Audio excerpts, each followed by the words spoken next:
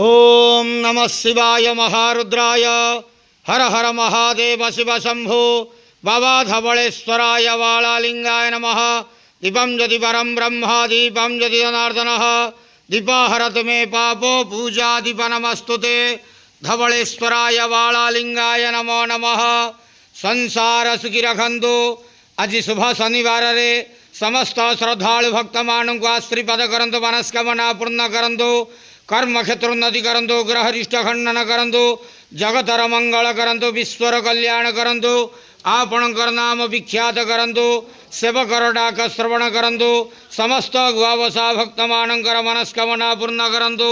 जो जो भक्त माने आपण पाखरे मानसिक रखिछंती तांक मानसिक पूर्ण करंतु।